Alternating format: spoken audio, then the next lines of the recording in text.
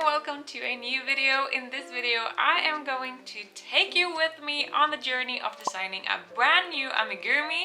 You will get an insight of my 5-step process from 2D sketch into a final 3D amigurumi toy. If you're new here, hi, I am Veronica, the full-time amigurumi designer behind the colorful crochet brand Gone Knuten. And if you are one of my regular followers and viewers, welcome back. I'm so excited that you're here. If you are interested in learning more about how to design your own unique amigurumi patterns, I just opened the doors to my online course, Amigurumi Design Lab, but I will talk more about that later in the video. Let's jump into step number 1, the idea. Every creation starts from an idea. It might be an idea you have had for a long time that you actually finally are taking action on, or you might want to start from scratch and find a unique idea. There are different ways of finding ideas and getting inspired. I love to browse art on Pinterest, but you might prefer to take a walk in the forest, or maybe read up on animals in the library, or why not just watch a animated kids movie? Welcome to Pinterest. I have this idea of making something wintry for my Happy Amigurumi Club members. And I asked them actually in the Facebook group if they would like a penguin, a snowman, and then there was a third option that I can't remember. But the penguin got most votes, so therefore here I am scrolling for inspiration for a cute penguin. I like to use additional words as art, illustrations, ceramics, interior design, just to get pictures of penguins that are not crocheted.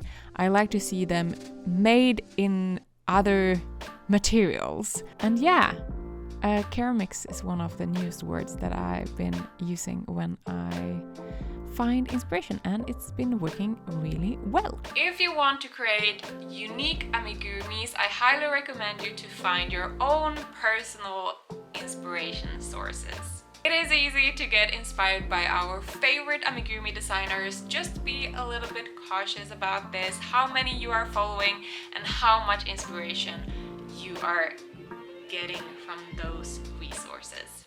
Because we want you to find your unique style and not copying someone else's.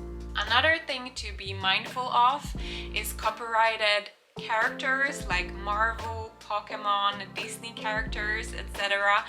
It is against the law to sell items and sell patterns for these characters without the permission from the companies. Step number 2, designing. You don't have to be a talented artist to design your own amigurumis and amigurumi patterns, but the process will become so much easier if you're willing to scribble down only just a little tiny sketch of the idea that you have. Let's sketch out the penguin that I have in mind after finding some really nice inspiration over on Pinterest. I am sketching inside a A5 mixed media sketchbook. It has a really nice thick paper, which I like because I usually use a regular pencil for sketching out the outlines, and then I fill in everything with markers. And I hate when markers bleed through the paper, and this paper is so thick that it is impossible for them to bleed through, which I love. My amigurumi style is a mix of the following elements: simple shapes, tapestry crochet, colorful yarn, and of course a pair of happy eyes.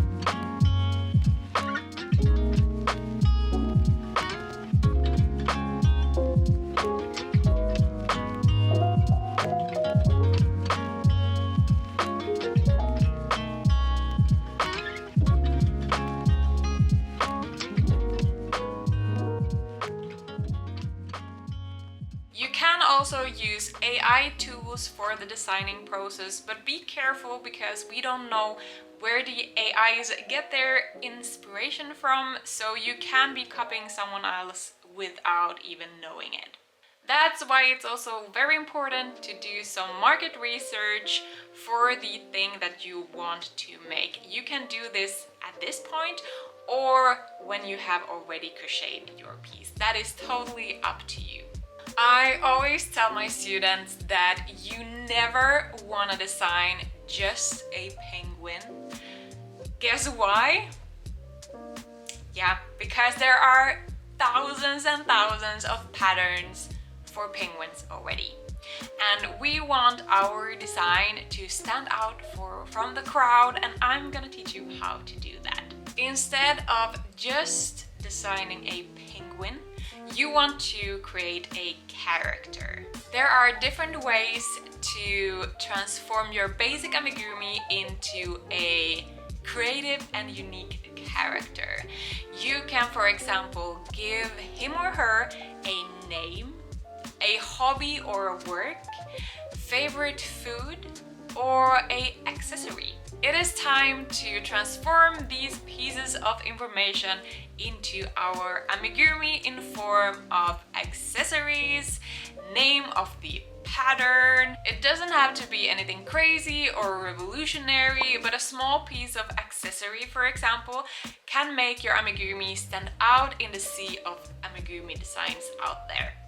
Step number 3. This is a bonus one for you who are planning to sell your pattern for your amigurumi. In this step, I like to check with my audience if there is any kind of interest for this design. This way I can focus my time and energy on designing amigurumis that my audience are really interested and keen on making. Usually the validation process gives me a small hint if the amigurumi is worth moving forward on or if I should move on to another design. Sometimes I end up making the design either way because I like it so much, but otherwise I put it on hold and put it on my maybe sometime shelf. But remember, you will never know if your pattern will fly or die before you actually start selling the design. But a validation process can give you a small hint on which direction everything is going. You can validate your idea by showing your audience your sketch of your amigurumi and having them to react on it in some way, or you can make a poll on social media, for example, on which amigurumi you should be working on next. I highly recommend you to ask your audience what they want, because if you are going to sell your patterns, they are the people that will buy them. Step 4. Transformation. It is time to convert your 2D sketch into a 3D amigurumi. This is the hardest step of the entire process, in my opinion.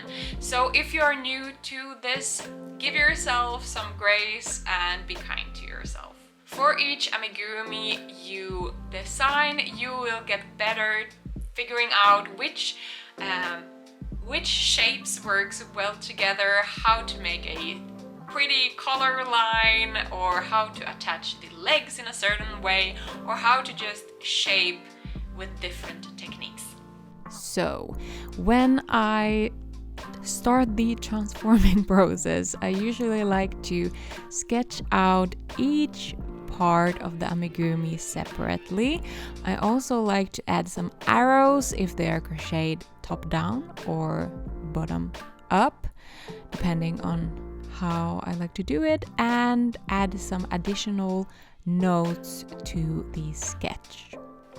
Sometimes I also bring out my box of miscellaneous parts and shapes that some of them are from previous projects and failed attempts of shaping something, but I like to store them either way because the way I shaped one part can be used for another amigurumi in the future. So that is why I store some of the shapes in this box.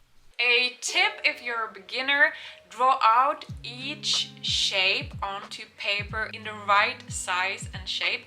You can even make paper models for the shapes that you want to design. This way you get a template and something to thrive for when crocheting. The last step, step number 5, is all about crocheting, and be prepared, there is a lot of crocheting and frogging involved in this step. Welcome to the messy chaos behind a creative process. This is how my desk looks like when I'm in the middle of designing a new amigurumi pattern. And yeah, as I said, there is both crocheting and frogging involved in a process. I think I have frogged this body about 3 times already just to get the right shape and size. During this step, I usually take step-by-step photos and notes for my pattern. This is totally optional. If you don't plan to make a pattern for your amigurumi, you can just leave this part out and just focus and enjoy the crocheting. If you're new to designing, I would not recommend you to crochet, take pictures and notes at the same time. I would recommend you to first crochet your amigurumi once, after that with taking some notes, after that crochet it a second time with the help of your notes, and at that point also take the step-by-step pictures. This is so that the process don't feel overwhelming, because it's a lot of things happening, and I have my reasons for doing it this way because I am lazy.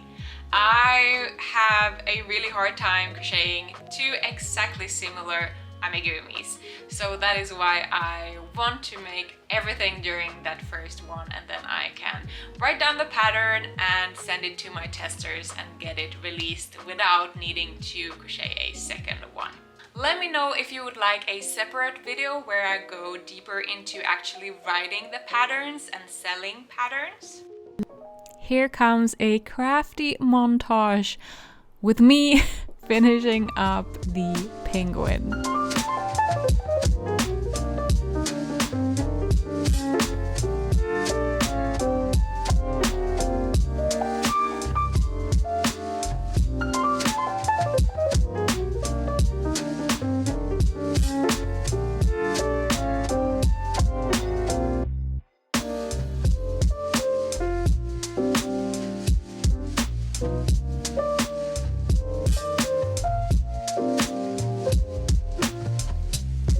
This is how the finished penguin turned out. I am super happy. 2 things that bothers me though is that I managed to sew on the head a little bit crooked, so I need to frog it and redo that part, as well as the black stitches around the neck. I'm gonna turn those into white. Otherwise, I'm super pleased. In my online course, the Amigurumi Design Lab, we dive deeper into finding your own amigurumi style, as well as pattern testing and actually writing the patterns. If you're curious about starting to design your own amigurumi patterns, I highly recommend to check out the course. I will leave the link down in the description so that you can go and read more if that is of interest. Thank you so much for watching, and I'll see you in the next video.